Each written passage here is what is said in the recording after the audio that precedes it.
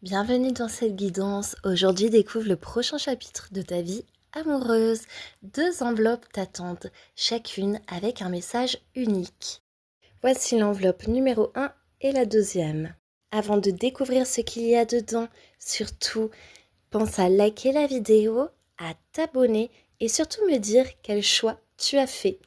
Enveloppe 1 ou enveloppe 2? On est parti avec l'enveloppe numéro 1.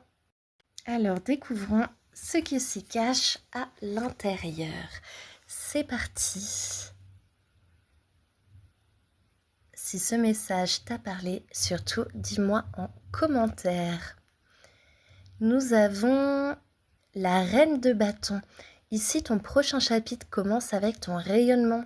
La reine de bâton que tu incarnes est magnétique, elle a confiance en elle et tu attires naturellement par ta force intérieure. Cette carte nous parle de purification et de protection avec le maître nombre 11 qui indique vraiment un éveil spirituel, un passage vers l'amour plus conscient. Ce chapitre t'invite à te délester du passé.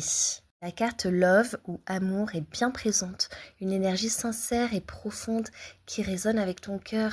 Ce chapitre ouvre sur une relation qui peut être tendre et transformatrice. Cet amour n'est pas seulement une passion, c'est aussi un ancrage, une sécurité. Cupidon annonce une rencontre sincère, profonde. Il y a vraiment une attraction irrésistible, une connexion forte, évidente. C'est vraiment un amour qui sera sur la durée. À bientôt! Bonjour à l'enveloppe numéro 2. Découvrons ce qui se cache à l'intérieur. Alors, c'est parti. Alors, pour commencer, vous avez la carte du 6 de coupe qui ramène à la nostalgie, au souvenir, à l'enfant intérieur. Ce prochain chapitre en amour pourrait réveiller un lien du passé. Vous avez les gardiens des perles qui ajoutent une énergie de sincérité et de loyauté. C'est un lien marqué par l'innocence, par une pureté rare. Mais avant tout, ce chapitre demande que tu prennes soin de toi. C'est en t'aimant toi-même que tu permets à l'amour de se construire sainement autour de toi. Ici, il y a vraiment un retour à la vérité des sentiments. Tu retrouves de l'authenticité.